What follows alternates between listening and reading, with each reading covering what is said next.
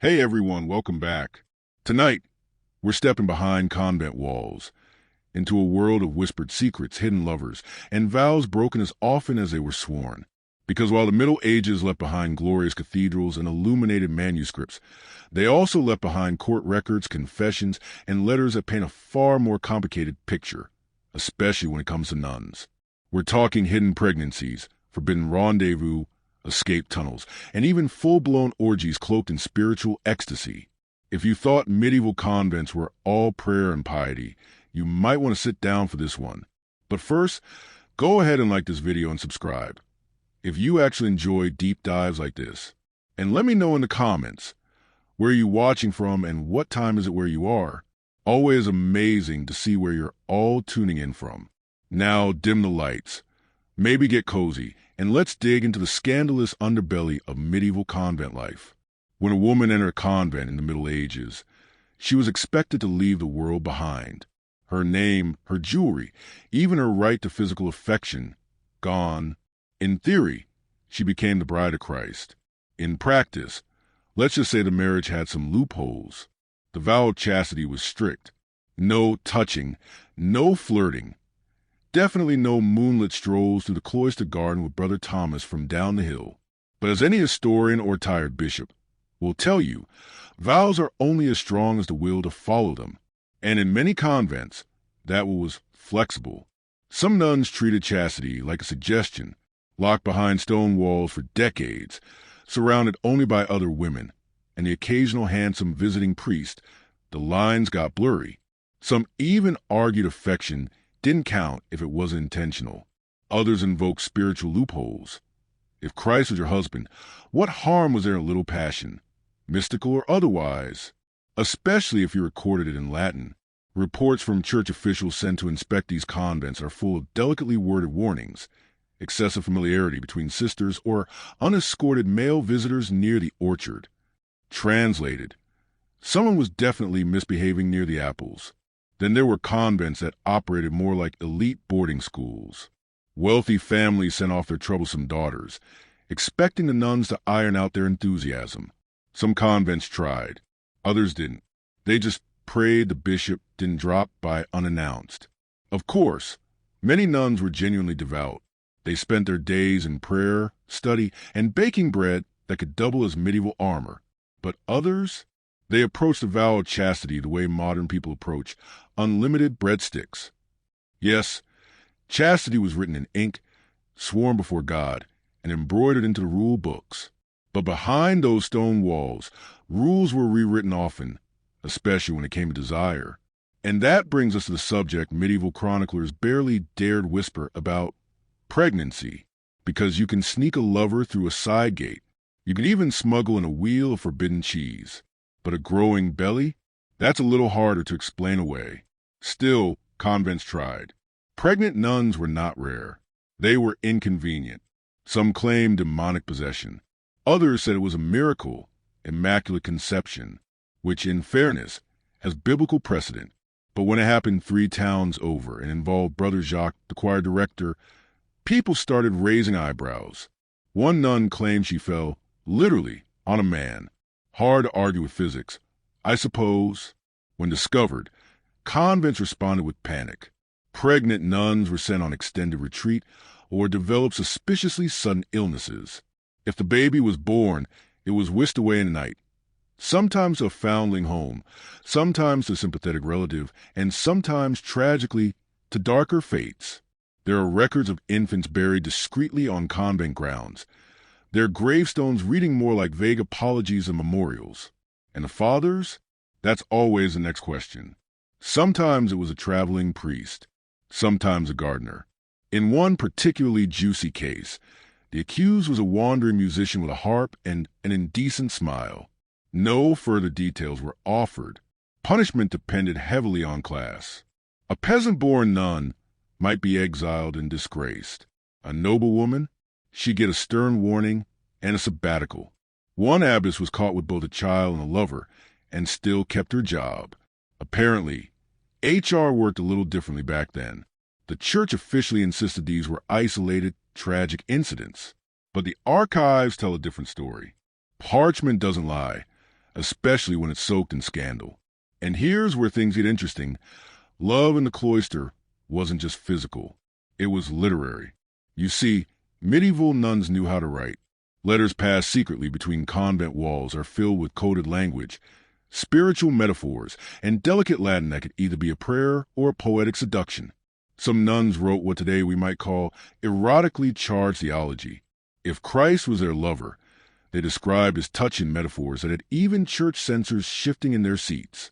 The divine and the carnal blurred on parchment, and these writings were often preserved, not because the church wanted them to be, but because they were too beautifully crafted to destroy. Letters were exchanged in hidden compartments, passed through gardens, even smuggled by animals or servants. And sometimes they weren't just love notes, they were escape plans.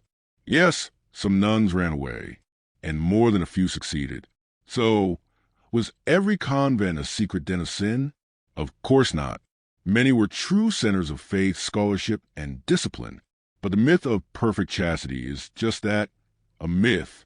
Behind the solemn chants and stone walls, there were real women, intelligent, passionate, complex. Some wrestled with temptation. Others gave in. Some were punished. Others protected. But all of them left behind traces, inked in confessionals, court documents, and letters, that show us the messy, human reality behind the holy veil. So next time you hear the words cloistered nun, remember, that habit might have hit a lot more than you think. If you enjoyed tonight's dive into history's scandalous side, hit like, subscribe, and let me know what topic you want to uncover next. Until then, stay curious, and maybe don't take every vow at face value. Nuns may have taken vows of silence, but their quills were far less obedient. In an age where face-to-face meetings were too risky and a glance across the chapel no longer sufficed, love found its loophole in ink and wax. Letters were everything. Some were slipped through cracks in the cloister wall, others tucked into loaves of bread, or passed along by suspiciously helpful novices with excellent poker faces. The messages ranged from tender to downright unprintable. One nun famously wrote to her priest lover that she longed to drink from his chalice of devotion. The bishop who read it was reportedly so disturbed that he ordered the letter burned twice, just to be sure. These weren't always fleeting flings. Some secret romances lasted for years. One French nun maintained a hidden correspondence with a nobleman for over a decade, outliving 2 abbesses, and at least 3 failed attempts to catch her. Her downfall? Quoting Ovid a little too accurately in the convent's choir book, when love letters were discovered, consequences followed: excommunication, solitary confinement, public penance, or worse, being forced to read the letters aloud in front of the entire convent, which would be more humiliating than divine judgment. The lovers, if they were clergy, were typically reassigned to colder, less poetic posts. Laymen fared worse. One was flogged, fined, and ordered never again to speak to a nun. His only question, can I still write? Even more mortified were the cases where letters were intercepted and shared like medieval gossip columns. Imagine spending hours penning your most sacred desires only for them to be read aloud by a giggling novice over mead and cheese. Still, the ink kept flowing, because where walls were high and eyes were watching, love adapted, with metaphor, innuendo, and some very determined handwriting. In theory, the convent was a fortress of purity. In practice, it was more like a strict boarding school with walls, and, occasionally, an impressive number of escape routes. Some nuns weren't just spiritually restless, they were physically inventive. If you're picturing dainty women tiptoeing through rose gardens, think again. Escape attempt involved scaling walls with bedsheets, bribing guards, crawling through drains, and in one memorable case, dressing as a monk and walking out the front door like it was a normal Tuesday. The motivations varied. Some fled to reunite with lovers. Others simply couldn't stand monastic life. A few realized too late that vows of silence applied even during meal times. Perhaps the most legendary escapee was Sister Benedetta of Verona. Sent to convent at age 14, she made 3 escape attempts. On the 3rd, she disguised herself as a novice from another abbey, forged travel papers, and hid on a cart of vegetables. She nearly made it to Venice, but was caught because she couldn't resist flirting with the guard. Not all breakouts were solo efforts. In Saxony, a group of rebellious nuns staged a collective escape after their abbess banned music. They reportedly overpowered the gatekeeper with a loaf of stale bread and vanished into the woods. Church authorities later described them as disoriented and unrepentant, which frankly sounds like a tagline for an excellent medieval drama. Punishments for captured escapees were predictably grim. Public shame, enforced fasting and solitary prayer in a cold stone room. Repeat offenders might be transferred to stricter convents with worse food and taller walls. But for some, even that couldn't extinguish the spirit of rebellion. A few succeeded in escaping for good, marrying their lovers and pretending they'd never so much as glanced at cloister. Because sometimes the habit just didn't fit, and the window was open. Every scandal needs an icon. In the annals of convent impropriety, none shine quite like Sister Agnes of Würzburg. Described as intelligent, charming, and musically gifted, Agnes also played host to a knight. Not metaphorically, an actual knight, sword, armor, and all. For over a year, he lived secretly in her cell. No one knows exactly who he was. Some say he was recovering from battle wounds, though whether that battle was fought in a field, tavern, or the convent courtyard is unclear. What is known is how he was discovered. A novice reported strange clanking sounds coming from Sister Agnes's room. Clanking that sounded suspiciously like chainmail. The bishop's records are vague, but it's safe to say neither Agnes nor her knight got a happy ending. Still, their story, like so many others, lives on in the margins of history. Written in secret, sealed with wax, and smuggled out beneath the robes of very clever women. Because love, as it turns out, doesn't care much for rules, or for cloister walls. When Sister Agnes of Würzburg so was finally investigated, church officials didn't expect to find a knight hiding behind a tapestry, eating preserved figs and humming hymns to pass the time. Yet there he was, dusty, armored, and entirely unapologetic. His only defense? Sister Agnes is a healer of both body and soul. To her credit, Agnes didn't deny the affair. In fact, she seemed more irritated by the interruption than ashamed of the scandal. He was wounded. I was caring for him. Compassion, she stated plainly, is a holy virtue. Technically true, though rarely invoked to justify cohabitation with a chainmail boyfriend. What shocked the convent wasn't just that the affair happened, but how long it lasted. A fleeting rendezvous might have earned forgiveness, but this knight had been in residence for nearly 12 months. During that time, he was seen at least twice wearing a borrowed monk's robe and once helping with garden chores. That kind of arrangement required planning, trust, and a calendar. The fallout was swift and theatrical. Agnes was stripped of her position, publicly shamed, and reassigned to a stricter convent. The knight was fined and exiled.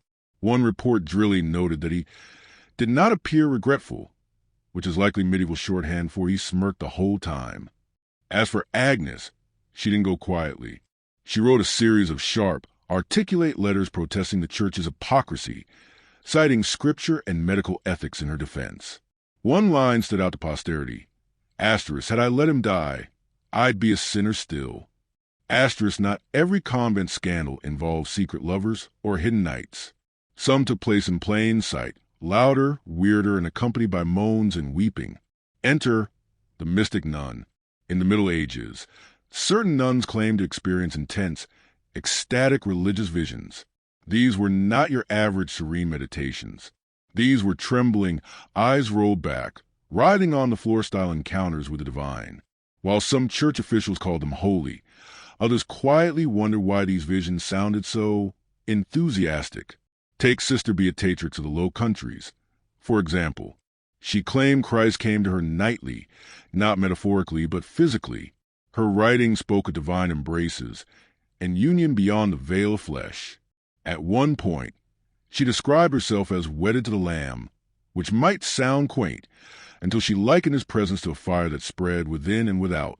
Then there was Hedwig of Antwerp, a 13th century mystic whose poetry reads like the spiritual cousin of a steamy romance novel. If that novel were set entirely inside a chapel, she wrote of consuming love, divine longing, and being pierced by light. Later editors tried to tone down her more vivid metaphors, but the originals are still preserved and still capable of making even modern theologians blush. To be fair, many of these nuns were entirely sincere. Medieval theology encouraged an intense emotional relationship with Christ, one that often used a language of longing and love. But sincerity didn't stop their visions from stirring up suspicion, admiration, and no small amount of gossip. Some bishops called it hysteria, masquerading as holiness. One who voiced his concerns too loudly was quickly reassigned, possibly for saying what everyone else was thinking. Still, mystic nuns became spiritual celebrities. Their visions were transcribed, copied, and widely circulated, which, in medieval terms, meant they basically got away with writing divine fanfiction and calling it theology. But if mysticism stirred the spirit, food stirred something more primal. And no rule in a medieval convent was bent more frequently or more gleefully than the one about fasting. Fasting was a cornerstone of monastic life. Hunger was holy, appetite sinful. Meals were meant to be simple: porridge, boiled vegetables, bread, and the occasional fish. Lent, Advent, and dozens of other fasting days could make up half the calendar year. But no one, not even the most devout, can subsist on cabbage and cold water forever. When the bells stopped ringing and the abbess retired for the night, a different ritual began: the forbidden feast. Some convents developed covert culinary networks. Friendly merchants would deliver salted meats for medicinal purposes. Wine was relabeled as consecrated vinegar. Honey cakes were marked as for visitors, though visitors mysteriously never arrived. One surviving inventory from a German abbey listed 2 ducks, a whole ham, 3 wheels of cheese, and a jug of cherry wine, cataloged under liturgical supplies. You can draw your own conclusions. These midnight gatherings were equal parts feast and rebellion. Picture it: a dimly lit room deep within the cloister, candlelight flickering across stone walls, giggling nuns whispering psalms between bites of roasted goose. One novice burned her hand sneaking pastries from the oven, and later claimed it was divine punishment. No one believed her, but the pastries apparently were excellent. Occasionally, these feasts took on a more social tone. Merchants, priests, and men with no official reason to be inside a convent after dark became regular guests. One abbey in Burgundy was caught hosting unapproved gatherings that turned out to be full-blown Saturday night banquets, complete with dancing, dice games, and what one bishop carefully described as inappropriate merriment. Not every nun indulged. Many were deeply devout and horrified by such behavior, but others took a more pragmatic approach. Their version of fasting was simple: eat quickly before someone catches you. But the most terrifying scandal of all wasn't about food or flirtation. It was about the one thing a convent was never supposed to conceal: a pregnancy. One of the darkest cases came from a 14th century French convent. It began with whispers, strange sounds at night, muffled crying from beneath the floorboards. A novice, frightened and unable to sleep, described something crying that had no right to be there. When investigators arrived, they expected the usual: smuggled wine, hidden meat, perhaps a love letter or 2. What they found instead was a patch of hastily disturbed earth beneath a barrel of pickled cabbage. Buried there was a body of a newborn child, wrapped in a torn wimple, the headdress worn by the sisters. The message was unmistakable. The ensuing investigation was handled with all the subtlety of a played card. No mother was officially named. Several nuns were quietly relocated, a well-known euphemism for "please disappear before this becomes a scandal in Rome." The abbess, when questioned, claimed ignorance. "I was not informed of any childbirth," she said, while standing next to a suspiciously well-scrubbed wash basin.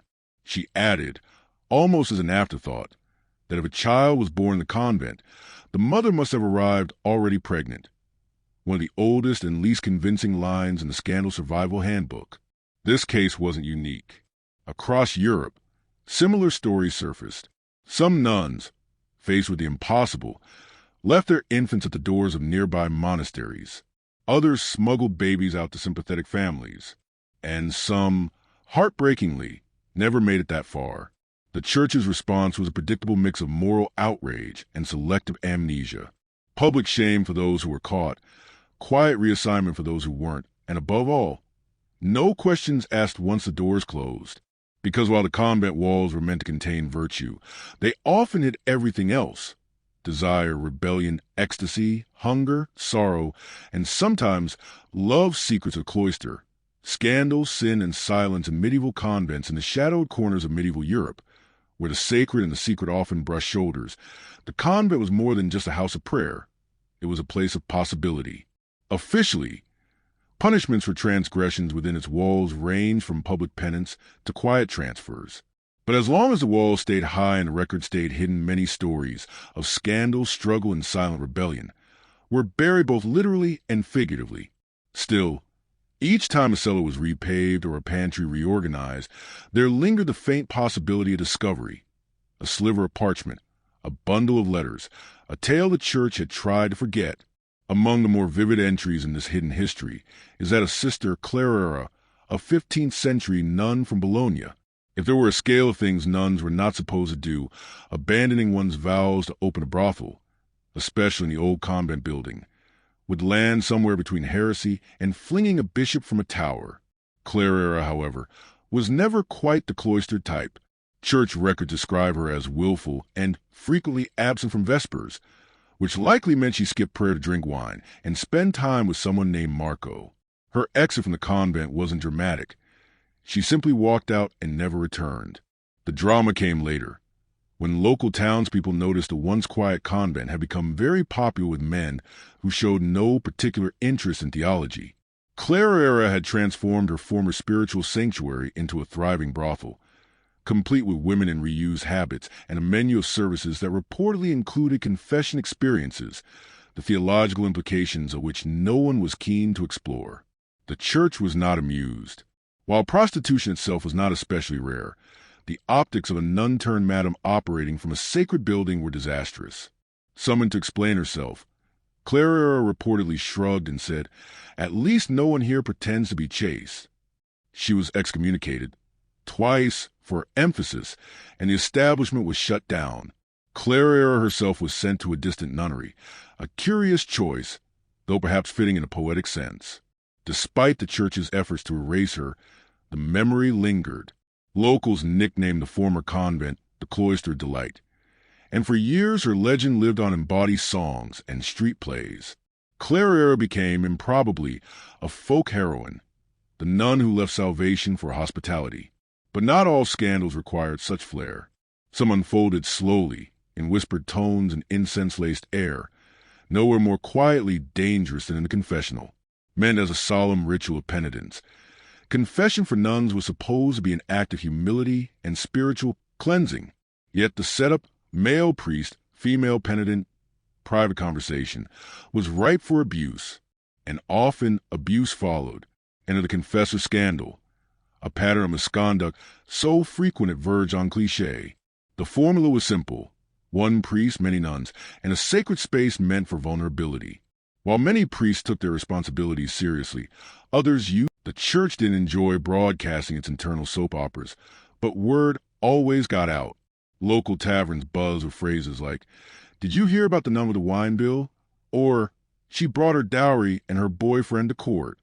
In a world where few could read and fewer could fact-check, relics became the medieval version of verified badges, and convents collected them with all the restraint of teenagers at a clearance sale.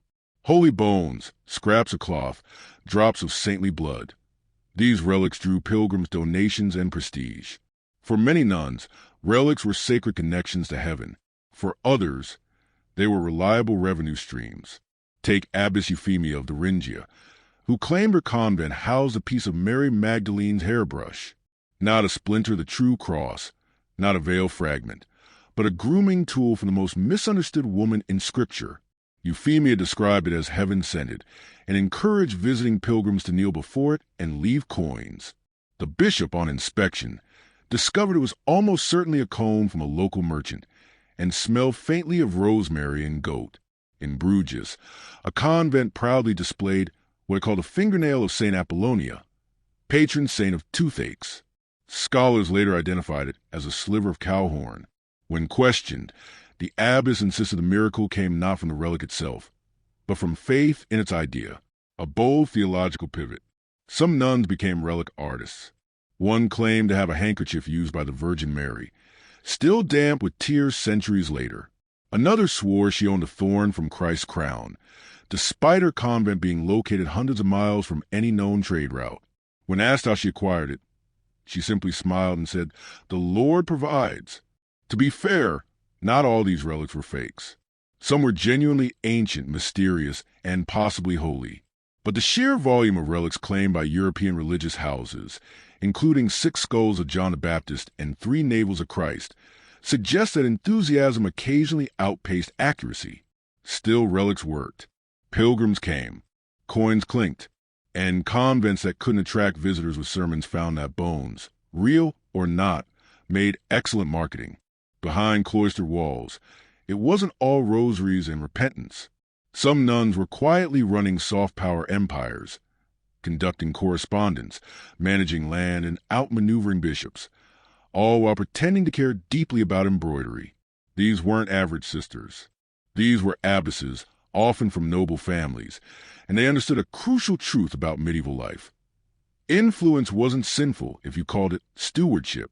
Take Abbess Matilda of Essen, who ran her abbey like a duchy. She negotiated land deals, hosted royal guests, and once publicly corrected a visiting count's Latin. She was revered as pious and terrifying, a combination that allowed her to get things done while technically never leaving the cloister. Many convents controlled vast estates. The church may have frowned on women wielding authority, but it had no problem accepting their taxes. That left abbesses and senior nuns in charge of finances, agriculture, and disputes with tenant farmers. And like any good landowner, they occasionally bribed local officials, forged a deed or two, and encouraged favorable tithes through creative blessings. One convent in Normandy negotiated its own treaty with a rival monastery after a fishing rights dispute turned into a full-blown holy turf war. The abbess at the time, Sister Julianne, wrote a peace letter described by scholars as unusually sharp for a woman sworn to humility. Translation: she absolutely roasted the abbot in flawless Latin. Then came the political matchmaking. Noble families frequently installed their daughters in convents, not for piety, but for strategy. A nun from the right lineage could serve as a family agent, passing information, lobbying quietly, or delaying papal decisions with conveniently lost letters. Some convents had spies. Some had lawyers. One German abbey employed a scribe who also knew fencing, suggesting their copy editing process was unusually intense. The church occasionally noticed and tried to crack down, but as long as the sisters remained outwardly devout, there was little the hierarchy could do. You can't excommunicate someone for being too competent, even if they're running the place like a velvet glove mafia. By the late Middle Ages, some convents resembled self-contained cities, complete with economies, hierarchies, secrets, and the occasional underground baby swap. Not all scandal wore a sultry smile, or left behind a pile of love letters. Some wore silence, not the holy kind, but the strategic kind, the kind that kept reputations intact, that covered up the crying, the blood, the sudden illness. Take the case of Abbess Theodora, who ruled her convent like a medieval CEO. She managed lands, hosted dukes, and held prayer vigils so elaborate they required seating charts. When 3 of her novices turned up pregnant in the span of a year, she blamed spiritual temptation and ordered stricter fasting for everyone, except herself. When clerics raised questions, she accused them of envy and threatened to withhold intercessory prayer. A chilling flex. Other convents leaned into their notoriety. The Abbey of St. Lucilla outside Milan quietly became a haven for reformed women, a vague term for former courtesans who now spent 20% of their day in prayer and 80% in silk robes. They hosted musical recitals, charged admission for feast day processions, and kept peacocks, actual live peacocks. The bishop called them a minor concern. Rome called them profitable. In England, one nun was so successful at forging indulgences that her scrolls made it to York Cathedral, where they were blessed by a bishop before anyone realized they were printed with ink mixed with berry wine. Even the devout weren't immune to eccentricity. One mystic nun claimed she had visions only when fasting and dancing at the same time. When her superior banned both, she invented holy spinning. Visitors thought she was possessed. She insisted she was simply expressing divine joy at 30 beneath the incense in Scripture. There was always something else. Raw, stubborn life clawing through the marble. Before he was the world's most legendary barrel-dwelling philosopher, Diogenes was just the son of a banker in the Greek city of Sinope. That's right, the man who would later scoff at wealth was born into money. That didn't last. Diogenes and his father were implicated in a rather creative crime, tampering with currency, not metaphorically, literally defacing coins, possibly shaving them or forging them. It's debated whether Diogenes knew what he was doing or just helped Dad with the family business. Either way, local authorities were not amused. Diogenes was exiled. For most, exile would be a tragedy. For Diogenes, it was a career move. He fled to Athens, the philosophical capital of the ancient world, and decided that instead of crawling back into respectable society, he would dismantle it with sarcasm, a sharp tongue, and no pants. Athens was home to prestigious thinkers like Plato and Aristotle. Diogenes, penniless and technically homeless, didn't care. While others debated metaphysics in fine robes, he arrived with a grin and a mission to expose every shred of hypocrisy he could sniff out. And yes, dog-like isn't a metaphor. He embraced the label. The Greek word kinikos, or dog-like, gives a cynic, barking at corruption, biting convention, licking truth raw and unfiltered. His first order of business, ditching societal pretense. He renounced possessions, mocked manners, and slept in a giant ceramic jar, often mistaken for a barrel, like a philosophical raccoon. If society was a sham, he would live outside of it, literally.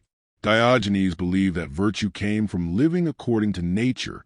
Nature didn't need money, status, or 10-room villas. It needed honesty and maybe a sturdy jar.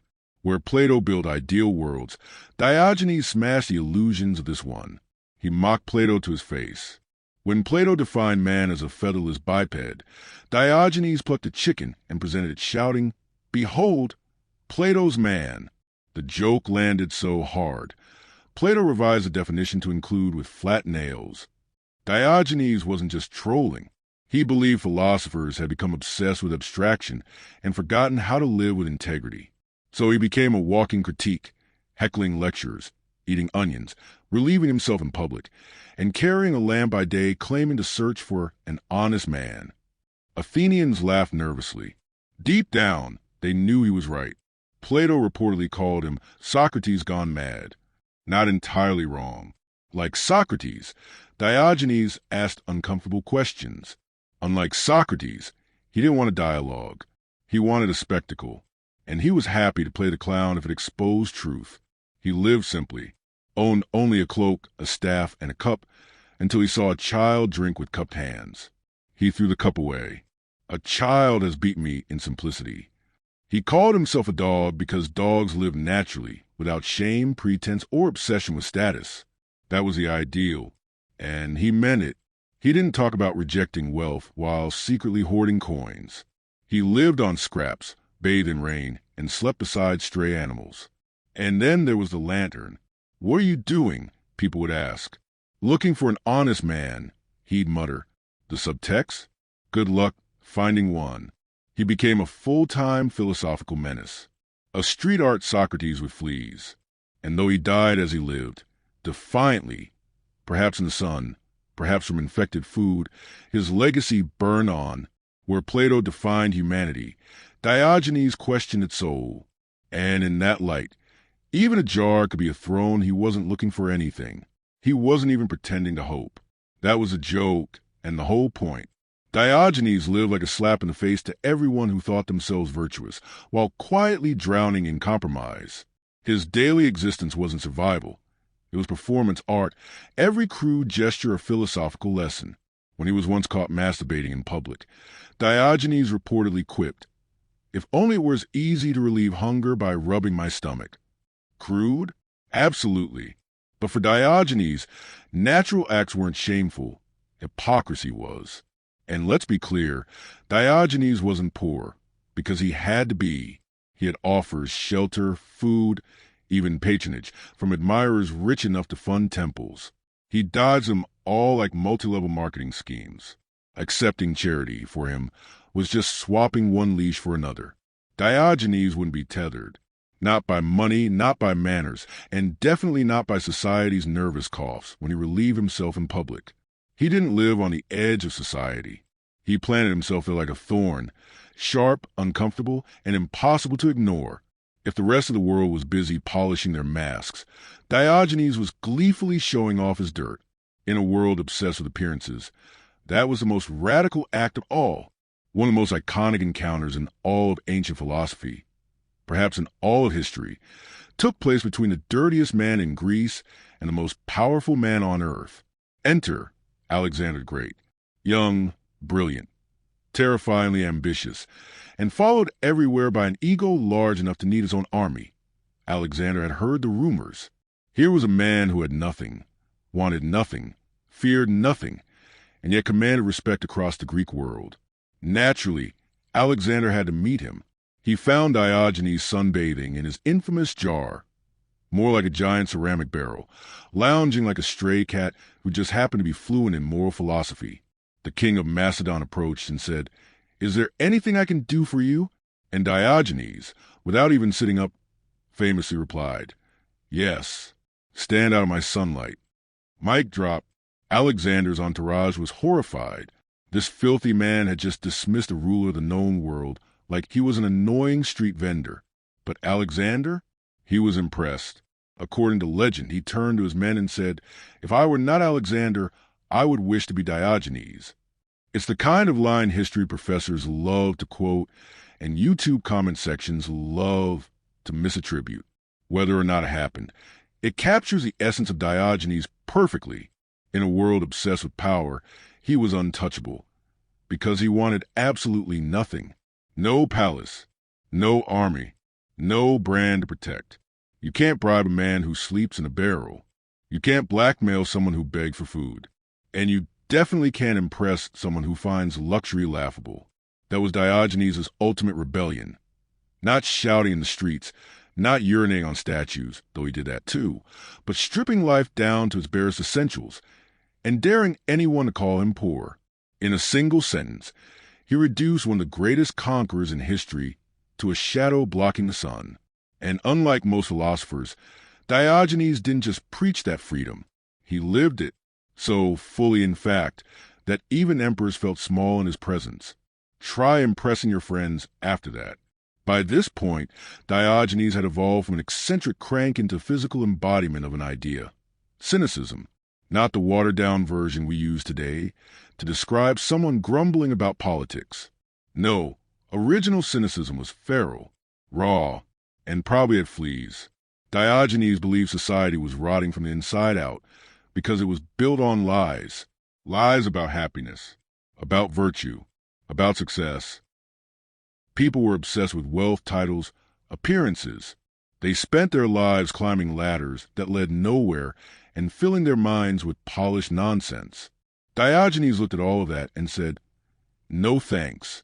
I'd rather sleep in a pot and eat scraps." At its heart, cynicism was about aligning yourself with nature. If nature didn't give you a gold goblet, maybe you didn't need one. If nature gave you a stomach, then yes, begging for bread or stealing an onion was more honest than flattering a senator. Diogenes didn't hide this philosophy in scrolls or temple libraries. He lived it loudly. He barked. He mocked. He interrupted people's lives like an uninvited conscience. If someone preached virtue but lived in luxury, Diogenes followed them around like a philosophical heckler, exposing the rot beneath their silk. For Diogenes, action always trumped ideas. He once said, "Other dogs bite their enemies. I bite my friends to save them." Nothing said, "I care," quite like gnawing on the ankle of your delusions. He saved his most savage criticism for hypocrisy, especially among philosophers.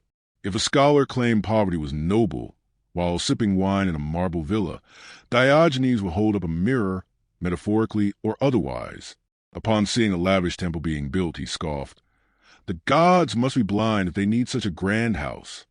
In a world obsessed with image, Diogenes was the image's natural predator. Where others cloaked their ambition in rhetoric, Diogenes stripped everything bare, literally and figuratively. He wasn't trying to be liked.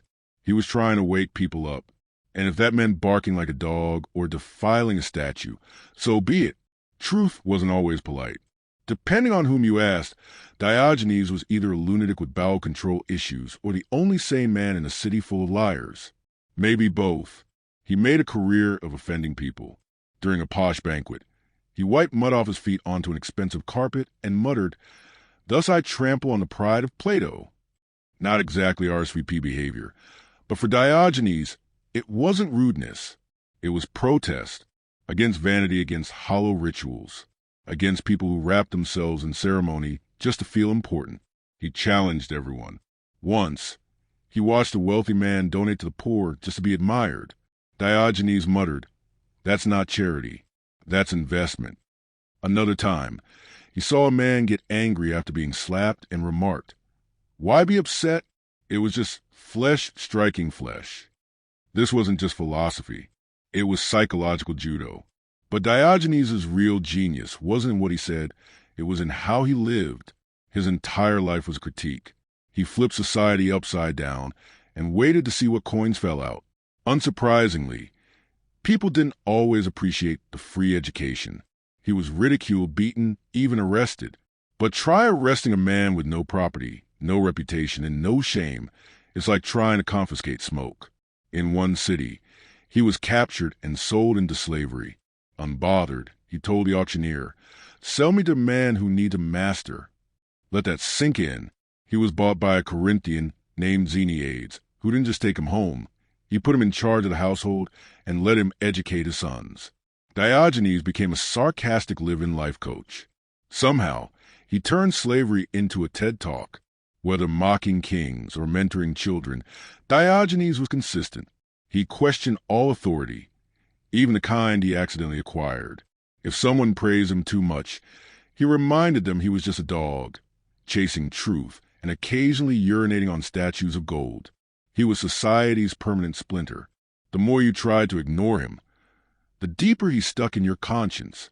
To say Diogenes had strong opinions about social conventions is like saying the sun is a bit warm. He didn't just reject polite customs. He launched a one-man war against them, with the ferocity of barefoot prophet and the hygiene of a disobedient raccoon.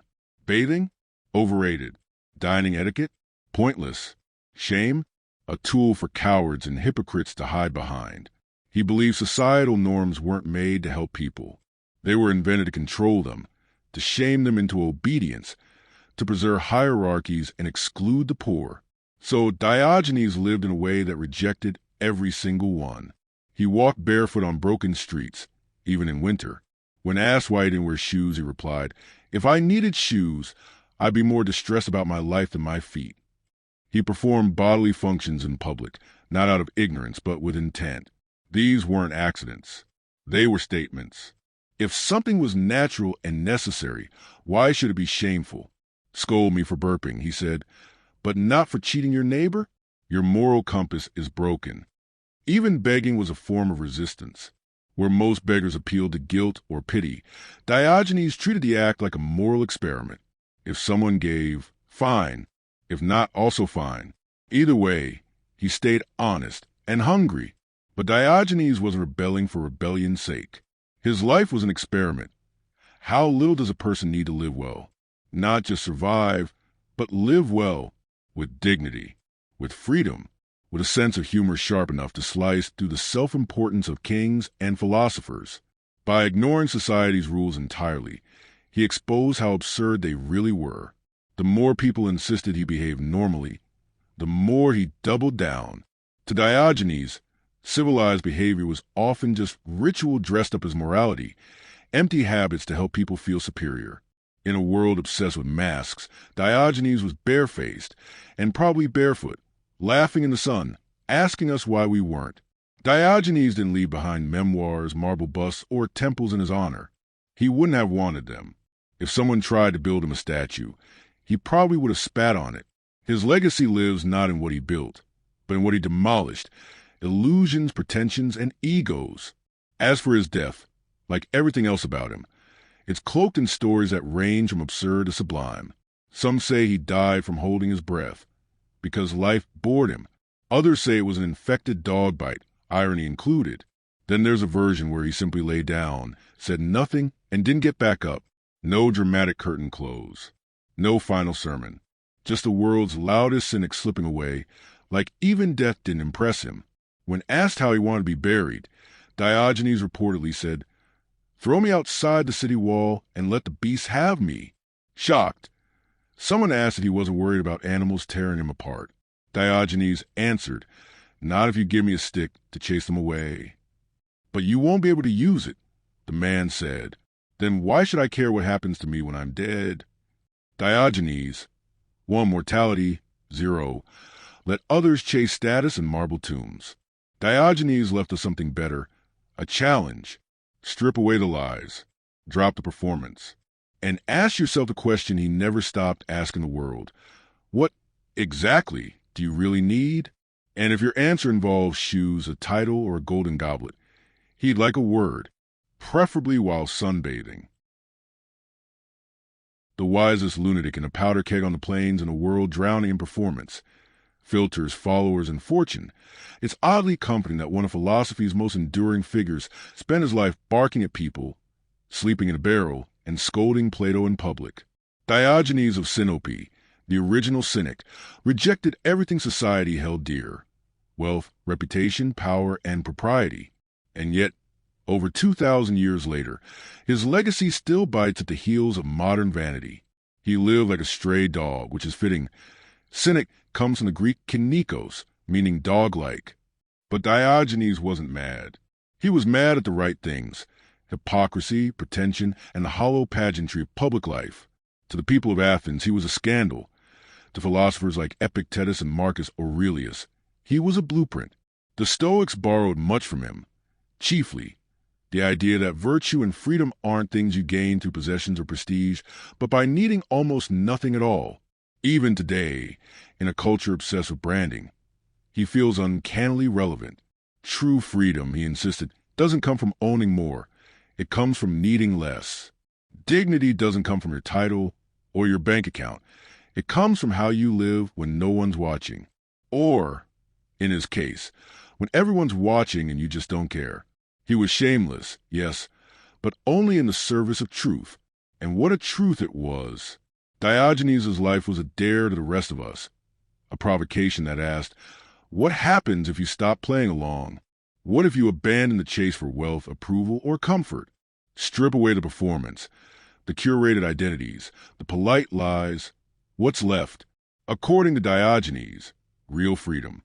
That's why he hasn't been forgotten. Not because of his stunts, though relieving himself in public certainly helped his mythos, but because he told the kind of uncomfortable truths that burrow into the brain like splinters. He forced people to question their values by violating their expectations. If you're more offended by a man urinating in the street than by corruption in politics or greed in religion, Diogenes would argue that your priorities need realignment. Thinkers, anarchists, comedians, minimalists, they've all found something in him. He's a philosophical forefather of every "I quit my six-figure job to live in a van" story you scroll past. Even his vulgarity had a purpose. He used shock not to offend, but to reveal. He didn't just reject authority. He questioned whether we even needed it. He wasn't trying to be admired. He was trying to be free. He may have died penniless, homeless, and barefoot, but he left behind something sturdier than gold, a living critique of the world as we know it. He reminds us that wisdom doesn't always wear robes. Sometimes it sleeps in a jar, growls at passers-by, and refuses to move out of your sunlight. By the time the 1870s rolled around, a different kind of clash was brewing, this time not between man and ideology, but between empires and survival. The northern plains were seething with tension, the air thick with betrayal, greed, and cultural collision. At the heart of this turmoil stood the Black Hills, or Paha Sapa, land sacred to the Lakota Sioux.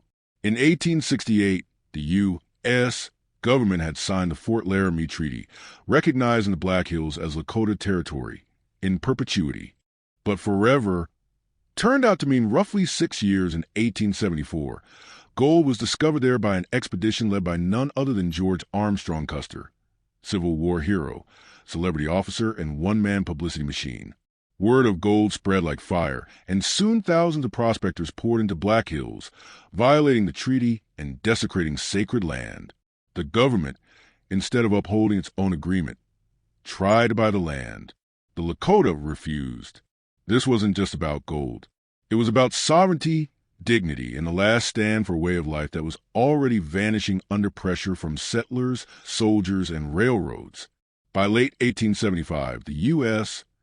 government had rebranded the Lakota and their allies not as treaty partners, but as hostiles.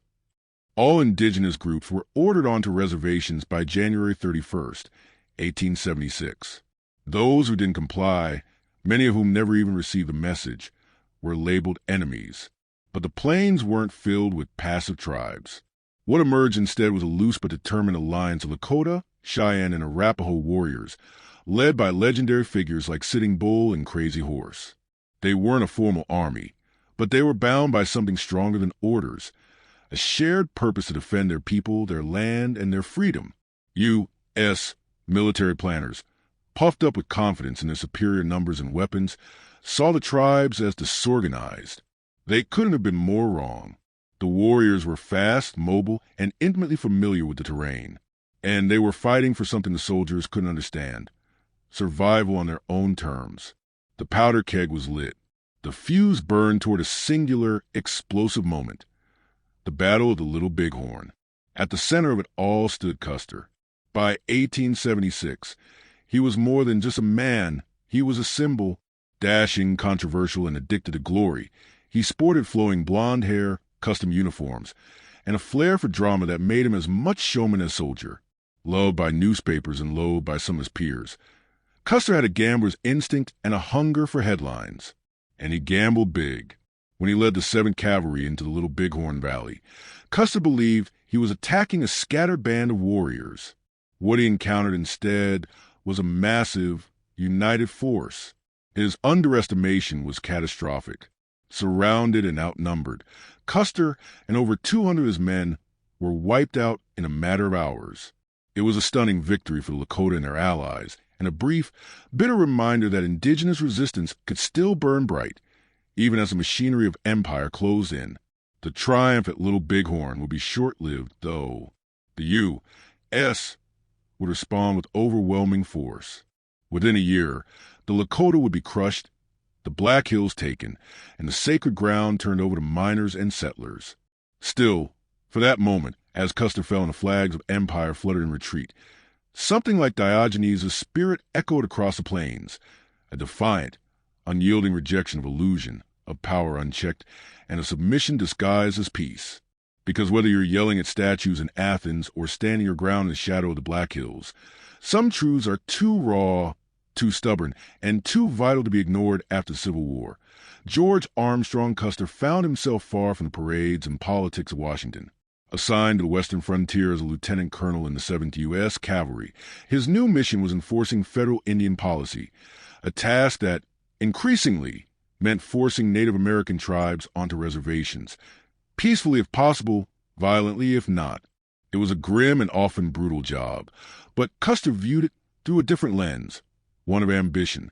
By 1876, with his political aspirations simmering and his reputation wounded by a public feud with President Ulysses S. Grant's administration, Custer was not merely chasing native resistance. He was chasing relevance. That summer, tensions with the Lakota and their allies reached a boiling point. Washington had grown impatient with the so-called hostiles, those who refused to confine themselves to reservations. Many of these tribes hadn't even received the government's ultimatums, scattered as they were across vast plains. Others outright refused. They had no intention of surrendering their freedom or abandoning their traditions for a life of dependency. Custer was ordered to participate in a 3-pronged campaign designed to locate, encircle, and subdue the resisting tribes. General John Gibbon would move from the west, General George Crook from the south, and Custer's column would press from the east. The plan depended on speed, coordination, and the assumption that their quarry was small, scattered, and demoralized. But the assumptions were wrong, and the plan was doomed from the outset. The terrain was vast and unforgiving, the distances between columns enormous, and the military intelligence laughably out of date. Most U.S. officers, including Custer, believed they were pursuing a few hundred warriors at most. In reality, They were heading toward the largest gathering of indigenous warriors ever seen on the plains. Thousands of Lakota Sioux, Northern Cheyenne, and Arapaho encamp along the Little Bighorn River. What began as a summer encampment, a time to hunt, hold ceremonies, and reunite, had evolved into something else entirely. The leaders of this gathering had long understood that the U.S. government would not honor its promises. Treaties had been signed and then broken. The buffalo had been slaughtered to near extinction. Railroads were slicing through ancestral lands, and settlers were closing in on all sides. This encampment, peaceful in appearance, sat under a looming cloud, and its leaders knew that confrontation was not just possible, it was inevitable. At the center of this coalition was Sitting Bull, a Hunkpapa Lakota holy man and spiritual guide.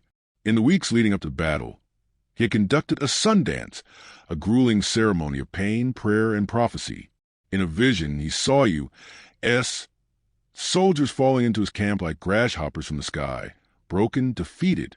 To his followers, this was a metaphor. It was fate. Beside him stood Crazy Horse, the enigmatic Oglala Lakota warrior known for his quiet demeanor and peerless courage. Already a living legend from earlier battles, Crazy Horse would soon etch his name into history again, charging straight into enemy lines with a blend of tactical brilliance and sheer audacity. Others like Gall, Two Moons, and Crow King also emerged as essential leaders. Though the tribes lacked a centralized command, their unity in that moment was profound. They were fighting not just for land, but for a way of life. Back on the U.S. side, Custer was determined to move fast. He declined reinforcements, refused to bring Gatling guns, heavy but powerful, and ignored orders to wait for the rest of the army. He feared that if he delayed, Gibbon or Terry might get credit for the victory. He wanted the glory for himself. With just over 600 men, he pushed toward the Little Bighorn. Scouts, including experienced Crow and Iroquois warriors, warned him repeatedly. From high ridges, they reported seeing a massive village below. Teepees stretching for miles, smoke rising from fires, thousands of horses grazing. Too many to count, they said. They urged caution. They urged delay. Custer didn't listen on the morning of June 25th, 1876. Custer reached a ridge overlooking the Little Bighorn Valley. From that vantage, he could see the enormous native camp arrayed along the river, alive with movement. Smoke curled into the sky. Children played between the lodges and horses roamed the fields. To Custer, it looked like an unprepared, vulnerable encampment. In truth, he was staring down a sleeping giant. Still confident in a swift victory, Custer made a fatal decision. He divided his regiment. Captain Frederick Benteen was sent south with 125 men to scout and block escape routes. Major Marcus Reno was ordered to attack the southern end of the village with 140 men. Custer himself would take the remaining 210 men north, attempting a flanking maneuver that would box in the village from behind. It was bold, it was risky, and it was built on disastrously false assumptions. Unbeknownst to him, native scouts had already spotted the cavalry's approach. The element of surprise was gone. The village was not scrambling to flee. It was bracing to fight. At around 3 p.m., Reno's men launched their charge. What they expected to find were women and children in panic. What they encountered instead was a disciplined, ferocious counterattack. Within minutes, Reno's men dismounted and took cover in timber along the river, exchanging fire with a growing force of native warriors. But the volume and coordination of the return fire shocked them. These were not a few scattered resistors. They were a unified force, and they were charging. Reno's lines crumbled. His men retreated in chaos across the river, leaving wounded and dead behind. Some attempted to regroup on the bluffs above the valley. Others never made it. Meanwhile, Custer pressed onward, unaware of Reno's collapse. He reached the northern end of the encampment, and there, the full weight of his misjudgment came crashing down. Instead of trapping a demoralized village, Custer ran headlong into the heart of a furious, battle-hardened force. Warriors surged toward him in waves, led by Crazy Horse and others. The terrain was open, broken, and offered little cover. Surrounded and overwhelmed, Custer's companies fought desperately but were cut down one by one. Custer himself died in the chaos, along with all the men under his immediate command. Over 200 soldiers, scouts, and civilians. Their bodies would be found days later, stripped, mutilated, and silent, a testimony to the fury and resolve of the native resistance. Benteen and Reno, pinned down on the bluffs, held out through night and into following day under constant fire. On June 27th, General Terry's forces finally arrived, too late to prevent the disaster. The full scale of the defeat slowly sank in. The 7th Cavalry had been shattered. For the Lakota, Cheyenne, and Arapaho, it was a moment of triumph, but a fleeting one. The U.S. government responded with overwhelming force, launching a campaign of relentless military pursuit. Within a year, many of the tribes had surrendered. The Black Hills were taken, the sacred grounds were seized, and the vision of autonomy and freedom that had burned so brightly along the Little Bighorn began to fade. Yet the legacy of that day remains. The battle was not merely a military defeat. It was a spiritual and symbolic crack in the facade of American expansion. It was a reminder, however brief, that empire could be resisted, that prophecy and bravery could stand against arrogance and assumptions, that the fight for dignity, for homeland, for a people's right to exist on their own terms, could roar like thunder across the plains. And as for Custer, he rode into legend, but not the kind he had hoped for. He became a cautionary tale, a martyr of ambition undone by hubris, immortalized not for his glory, but for his miscalculation. The storm at Little Bighorn was not just a collision of two armies. It was a clash of two worlds, one dying, one desperate to live. As Major Marcus Reno's detachment charged the southern end of the encampment, what they expected was panic, women and children fleeing, warriors scattering. What they found instead was a wall of fury. Lakota and Cheyenne fighters surged forward across the open ground, many on horseback, firing with terrifying accuracy. Some carried Winchester and Spencer repeating rifles, faster, more lethal weapons than the single-shot carbines the cavalry used. Reno, rattled by the ferocity and size of the resistance, panicked. Instead of holding the timbered position along the river, he ordered a chaotic retreat back across it. The withdrawal turned into a rout. Soldiers fell in the water, shot from behind, trampled by their own horses, some drowning in the current. Those who survived scrambled up a nearby bluff, bloodied and disorganized, trying to regroup on high ground. Captain Frederick Benteen arrived just in time from the south with 125 fresh troops. Together, he and Reno formed a makeshift perimeter atop what would later be called Reno Hill. They dug shallow trenches, passed canteens around, low on water, surrounded under intermittent fire. Distantly, they heard the steady crack of gunfire from the north, but they had no idea what was unfolding. Messengers were sent to locate Custer's detachment. None returned. Meanwhile, down in the valley, the momentum had shifted dramatically. Reno's hasty retreat emboldened the native warriors. Spirits soared. The prophecy, the one Sitting Bull had seen in his Sundance, seemed to be coming true. The invaders weren't invincible. They were fleeing, and more were coming. Up until now, U.S.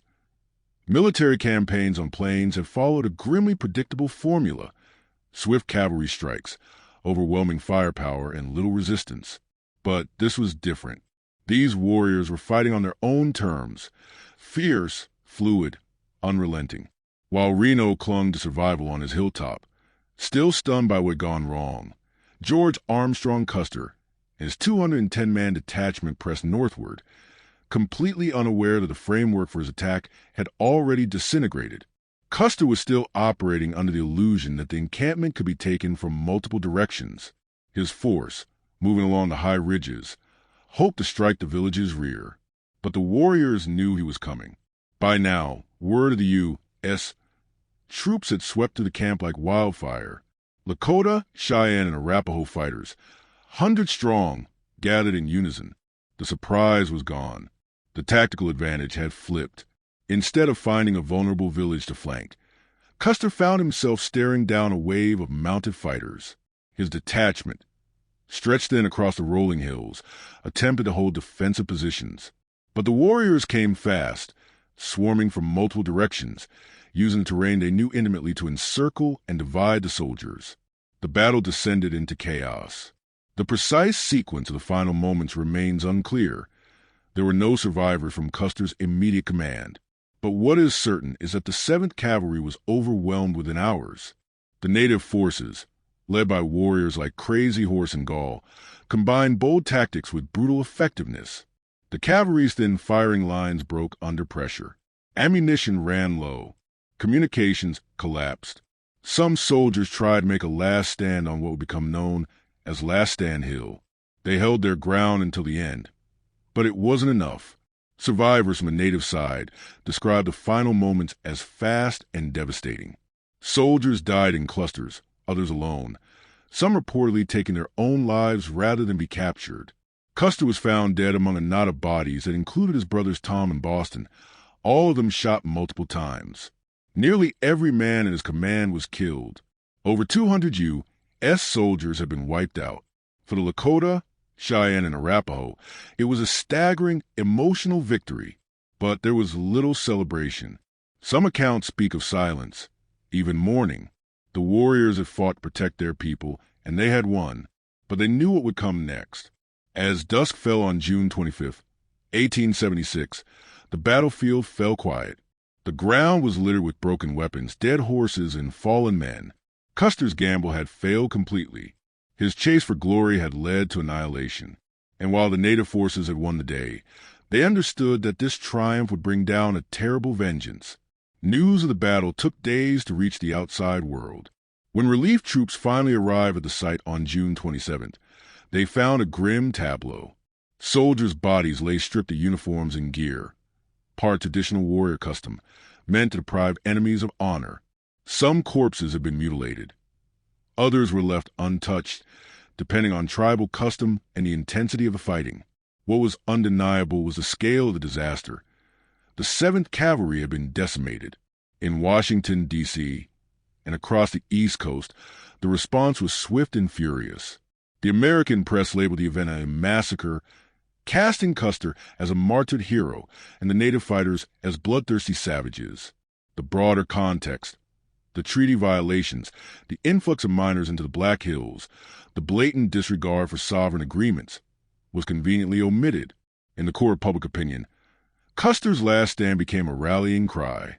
For native families, the cost had also been high. Warriors had died in defense of their people, and the great summer encampment had to be broken apart. Sitting Bull, ever the visionary, urged the people to scatter.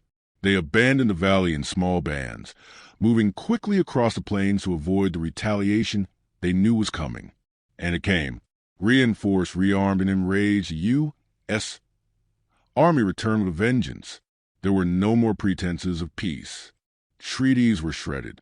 More forts were built. Entire native nations were hunted down, worn out by starvation, exposure, and relentless pursuit. Sitting Bull fled to Canada. Crazy Horse continued to fight, but was captured and killed under suspicious circumstances in 1877. The resistance fractured under pressure, and most tribes were forced onto reservations within a year.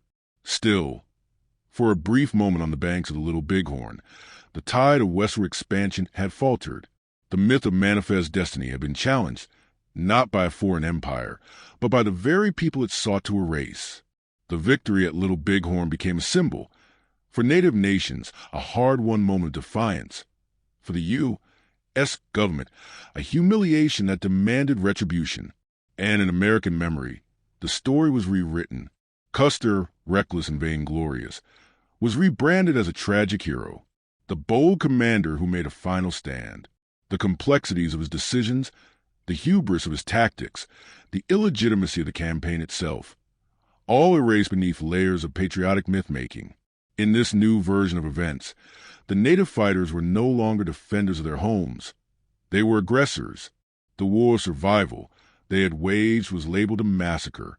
The prophecy that had come true was buried beneath headlines of martyrdom. But the hills remember. For the Lakota, Cheyenne, and Arapaho, the Battle of the Little Bighorn was never just a footnote or a cautionary tale. It was proof, fleeting, glorious proof, that unity, courage, and a will to survive could shake even the most powerful empire on the continent. That for one day, against all odds, they held the line and made history. The Battle of the Little Bighorn was a clash not just of armies, but of worldviews. In June of 1876, as tensions between the U.S. government and Native American tribes boiled over, the sprawling encampment at the Little Bighorn River became the stage for one of the most legendary confrontations in American history. The day began with chaos. Cheyenne fighters surged across the open ground with terrifying speed. Many were on horseback, firing with deadly accuracy. Some carried Winchester and Spencer repeating rifles, more advanced than the single-shot carbines the U.S. cavalry used. Major Marcus Reno, who had been ordered to attack the southern end of the massive native village, panicked. Instead of holding his position, he gave a chaotic order to mount and retreat across the river. In the scramble, many soldiers were shot down or drowned. The retreat turned into a rout. Bloodied and disorganized, Reno's men staggered up a bluff on the east side of the river, desperately trying to form a defensive position. Just then, Captain Frederick Benteen arrived from the south with reinforcements. Together, he and Reno established a rough perimeter atop what would later be called Reno Hill. There they dug in, low on water, surrounded and under constant fire. They could hear distant gunfire to the north, the sound of George Armstrong Custer's own fate unfolding, but they didn't know exactly what was happening. They sent messengers, but none returned. Meanwhile, in the valley below, native warriors swarmed across the battlefield. Emboldened by Reno's retreat, their spirits rose. The prophecy was coming true. The invaders were not invincible. They were fleeing and more were coming.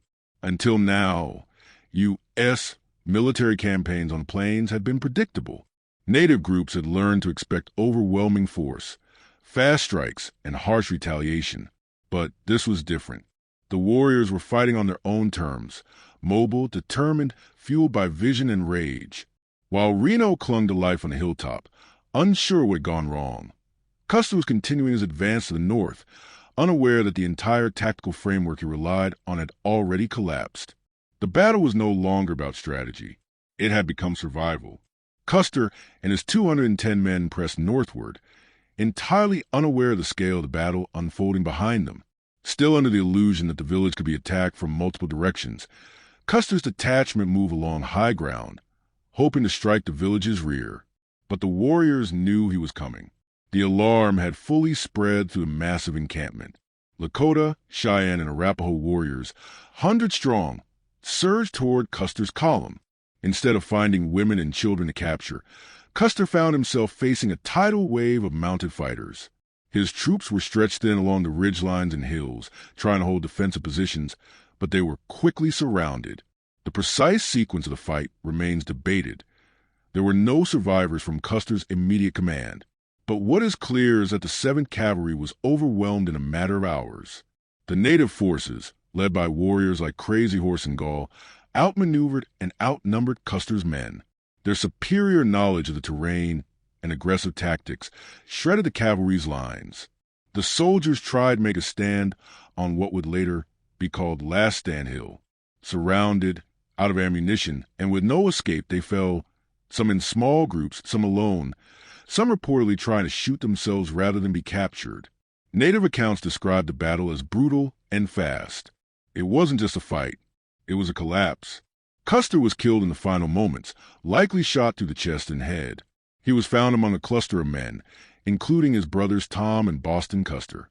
Nearly every soldier in his command was killed. Over 200 men wiped out to the last. For the native warriors, it was a staggering and emotional victory. But it wasn't celebrated with triumphalism. Some accounts describe mourning rather than cheering, and understanding that while they had won the battle, the war was far from over. The U.S. Army would return, and this moment of glory would be met with vengeance. Still, for one day, on the rolling hills of Montana, the unstoppable machine of westward expansion had faltered, and Custer, the bold commander chasing legacy, had found it not in conquest, but in annihilation. When the dust finally settled on the evening of June 25th, silence returned to the hills of the Little Bighorn. Fire smoldered, ammunition belts lay scattered, and over 200 soldiers of the 7th Cavalry lay dead, including George Armstrong Custer and nearly every officer under his direct command. The battlefield was littered with broken weapons, fallen horses, and the bodies of men who had never seen it coming. But the native victory, as complete as it was, came with a grim understanding. This was not the end. It was a spark. The U.S. government, humiliated and enraged, would not forgive what they would call a massacre. Back east, newspapers screamed headlines of Custer's last stand, casting him as a martyr and the native warriors as bloodthirsty aggressors. The context, the treaty violations, the gold rush into sacred lands, the defensive nature of the fight, was conveniently erased from the national narrative. In the days that followed, native families mourned their own losses. Though victorious, they had suffered casualties too, and they knew the American response would be swift. Some leaders, including Sitting Bull, urged the people to move quickly. They dismantled the great encampment and scattered into smaller bands across the plains, preparing for the retaliation they knew was coming. It wasn't long before U.S. troops, reinforced and rearmed, descended on the region. The defeat at Little Bighorn only hardened Washington's resolve. Policies became harsher. Treaties were torn apart. More troops arrived. The goal was no longer negotiation. It was domination. Sitting Bull eventually fled north to Canada to avoid capture, while Crazy Horse continued to fight for another year before being killed under suspicious circumstances in 1877. Many bands, starved and outgunned, were forced onto reservations, their freedom shattered. The battlefield itself was discovered by relief troops 2 days later. The scene they found was grim and haunting.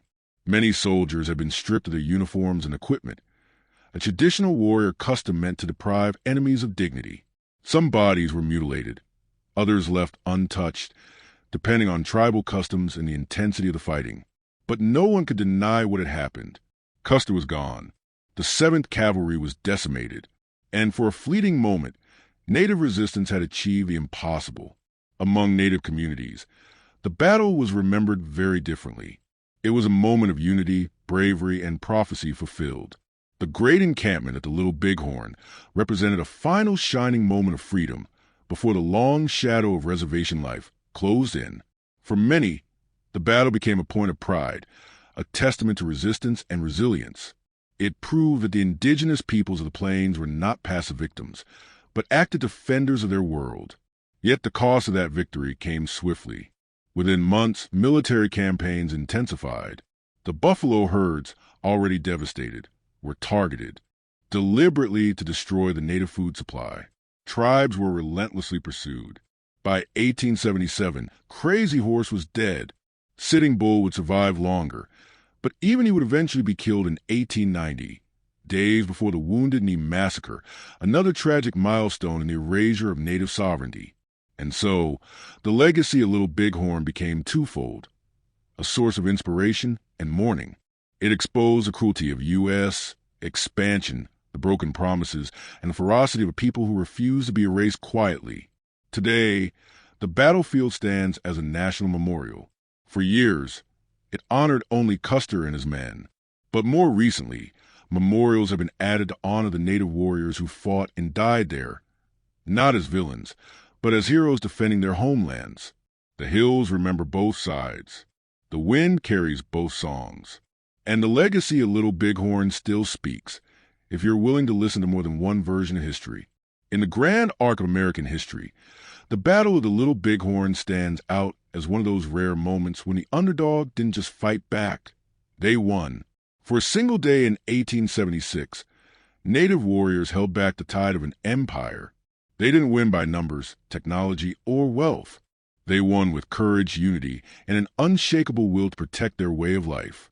But the tragedy of Little Bighorn is that this victory did not change the outcome of history. It only delayed it. In fact, it accelerated the end. The stunning defeat of Custer enraged Washington. Public opinion hardened. Sympathy for native grievances, where it had existed, was buried under waves of vengeance and nationalism. Congress increased military funding. The campaign against the Plains tribes intensified with brutal precision. Within just a few years, the nomadic life that had defined Lakota, Cheyenne, and Arapaho culture for centuries was gone. The buffalo were nearly extinct. The The reservations carved up the land, parceled out. The very hills that had once echoed with hooves and war cries now stood silent. And yet, Little Bighorn refused to fade. Over the decades, it has been reinterpreted, reimagined, and reclaimed. For many Americans, it started as a tale of heroic sacrifice. For others, it gradually became a symbol of injustice, of a nation that broke its word and called resistance treason. Today, the site is one of the few battlefields where both sides are remembered, where markers don't all point in one direction. For Native peoples, the battle remains deeply symbolic, not as a beginning of defeat, but as a final brilliant stand of a free people, a moment when everything that was being taken from them, land, freedom, dignity, was fought for with every ounce of spirit they had left. It was and still is a sacred memory. And for the rest of us, Little Bighorn offers a difficult but necessary lesson about power, about myth, about the cost of conquest. It reminds us that history is not always told by the victors. Sometimes it's buried beneath them, waiting to be unearthed. In the end, Custer may have gotten the glory, but the warriors of Little Bighorn got something far more lasting: the truth and the right to say, "We were here, and we fought." In the heart of imperial China, the Forbidden City was not merely a palace, but an engine of control. Completed in the 15th century by the Yongle Emperor, it became a symbolic and administrative center of the Ming and Qing dynasties.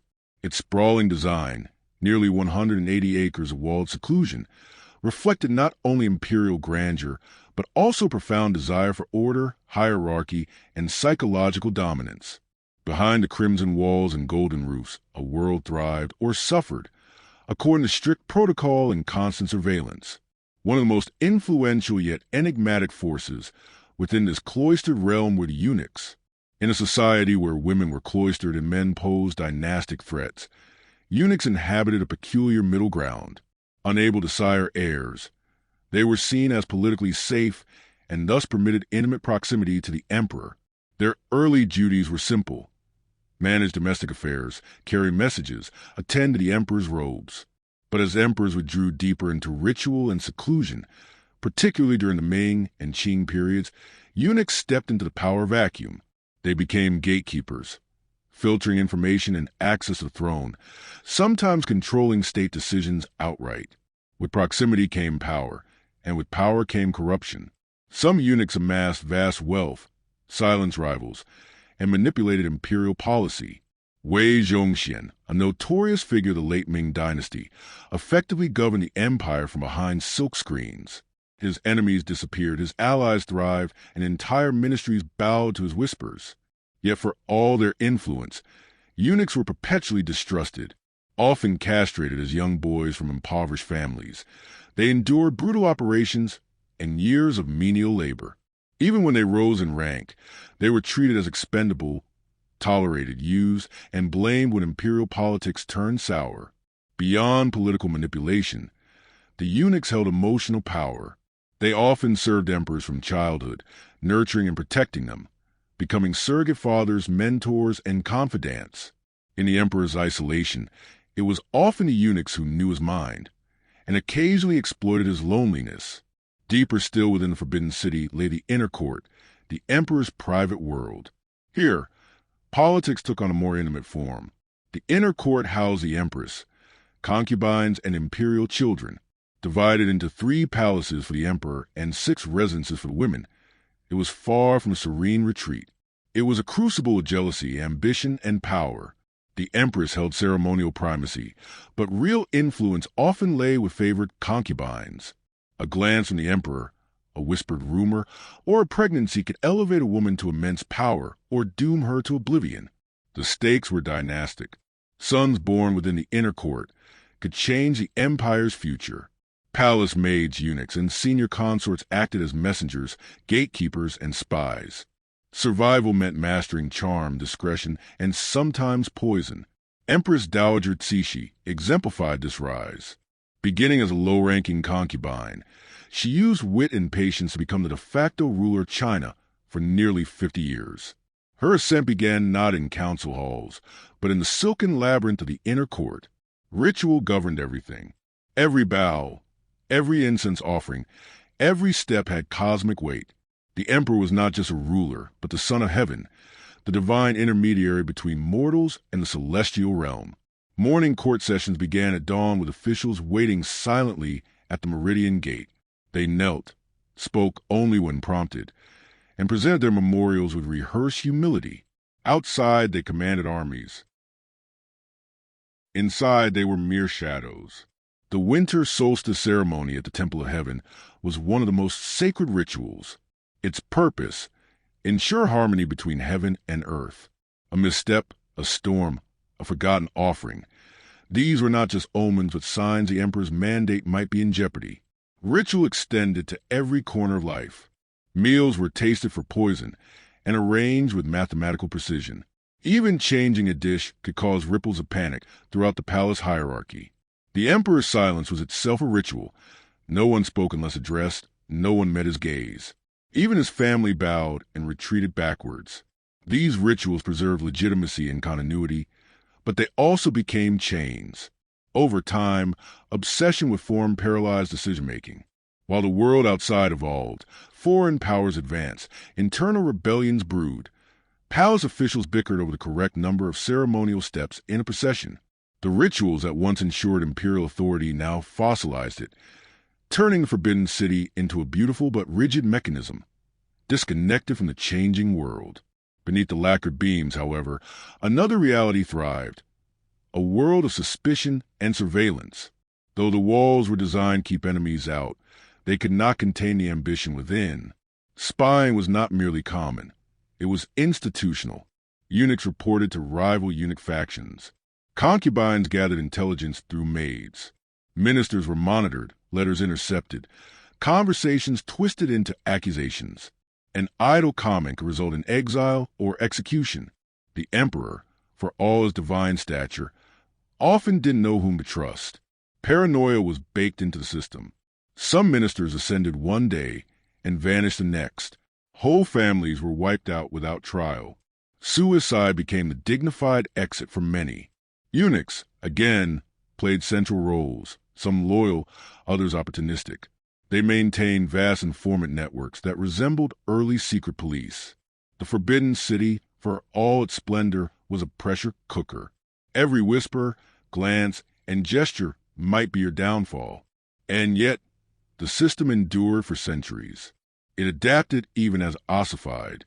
The Forbidden City was a paradox, a place of grandeur built on human sacrifice, a symbol of divine right rooted in paranoia and isolation.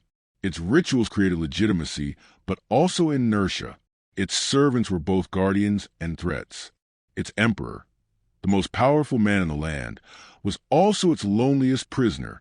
The red walls hid more than treasure and scrolls. They concealed ambitions, betrayals, and hearts hardened by protocol. The throne was carved from jade and flanked by dragons, but it sat on a mountain of silence. In the Forbidden City, power did not roar, it whispered.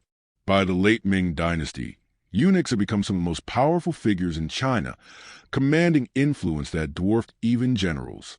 Nowhere was their reach more apparent than in the infamous Eastern Depot, a eunuch-run intelligence agency endowed with chilling authority to arrest, interrogate, and execute, all without oversight from the civil government.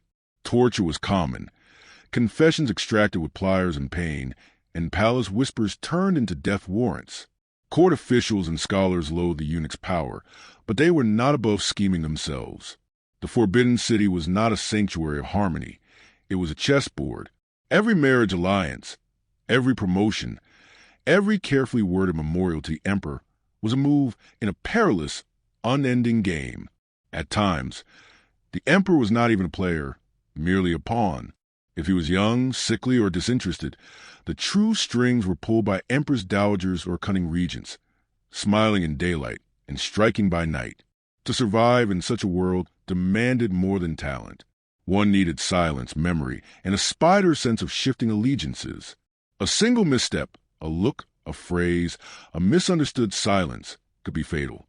Yet still the court schemed, because in the Forbidden City, no prize was greater than proximity to the throne, and no fall deeper than being cast from it. Beneath the red walls and elaborate rituals, the Forbidden City never truly slept.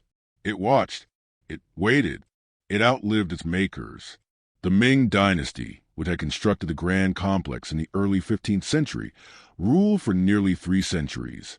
But by the 1600s, the empire teetered on collapse, burdened by its own bureaucracy and hobbled by widespread corruption.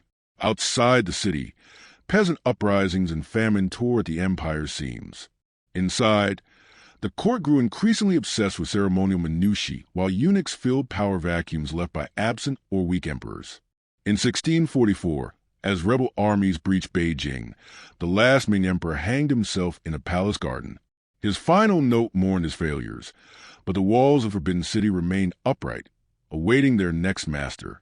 That would be the Manchus, a foreign power from the northeast who swept in and established the Qing dynasty. Rather than raise the imperial heart, they chose to preserve it. The Forbidden City remained the seat of power, its red walls now enclosing Manchu customs, languages, and dress layered atop Han traditions. The Qing ruled from the Forbidden City for another 268 years, through both zeniths of prosperity and troughs of stagnation.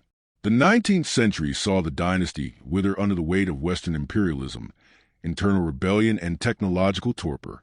Among the most infamous figures of this twilight period was Empress Dowager Cixi. She ruled from behind a silk curtain, literally and figuratively, manipulating court politics while resisting reforms that might have saved the empire. Her power was real but reactive. Her court was opulent but crumbling. By the time Puyi, the last emperor, was placed on the throne in 1908, the Forbidden City had become less a seat of government than a lavish illusion. He was a child, crowned with ceremony and bound in brocade, yet ruling over nothing. In 1912, the Qing dynasty officially fell, and in over 2 millennia of imperial rule. But oddly, Puyi remained inside the Forbidden City. The new Republic of China allowed him to continue living in the inner court as part of a political compromise. Outside, China transformed under revolution and warlords. Inside, time froze. Eunuchs still prepared meals. Court rituals were still performed. But Puyi was a monarch without a monarchy, an emperor bowing to shadows. As he grew older, he saw through the pretense. Smuggled newspapers and the roar of airplanes told him what the palace walls could not. The empire was dead. Isolation bred resentment. Curiosity turned into defiance in 1923. After a suspicious fire destroyed priceless artifacts, Puyi accused the eunuchs of sabotage. His response was swift and brutal. He expelled hundreds of them in one stroke, erasing centuries of tradition. The Forbidden City was emptying out. In 1924, warlord Feng Yuxiang marched into Beijing and expelled Puyi for good. The emperor, now a young man, exited through the same gates his ancestors had ruled from, not on a throne but in a rickshaw. No procession, no honor guard, just a displaced symbol of a vanished world. His life would spiral further. Puyi would later become a puppet ruler for Japan in the puppet state of Manchukuo, then be captured, imprisoned, and re-educated by the communists. In his final years, he lived humbly as a gardener, tending plants near the palace that had once defined him. He was the last to live in the Forbidden City. When he left, the empire exhaled its final breath. And yet, the Forbidden City remained. Though stripped of emperors, it did not fade into irrelevance. Instead, it entered one of its most surreal chapters. The walls that once excluded nearly all of China were opened. What had been a stage for divine monarchy became a museum. Today, renamed the Palace Museum, it welcomes millions of visitors annually. School children, tourists, and scholars walk beneath the same vermilion eaves, marvel at the same dragon motifs, and stand in the courtyards where concubines once whispered and emperors once judged. It is now home to more than 88 million artifacts. Scrolls, robes, jade jewelry, porcelain vases, imperial swords, and ceremonial seals. But perhaps the most striking exhibit is not an object, but a space. Empty thrones, locked doors, gardens once roamed by lonely rulers. The silence speaks louder than any guidebook. Restoration efforts to preserve the palace with astonishing precision, but its essence has evolved. No longer a fortress of exclusion, it is a monument to memory, a paradox made stone, a palace that now educates the people it once barred. The irony is thick.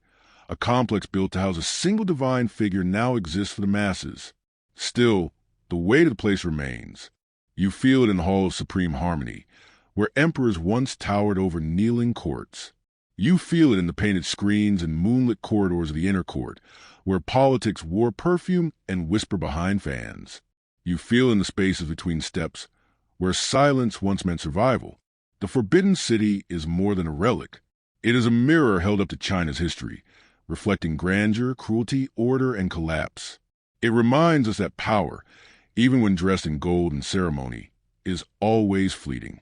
That dynasties may build walls to last forever, but forever is an illusion. In the end, the Forbidden City did not fall.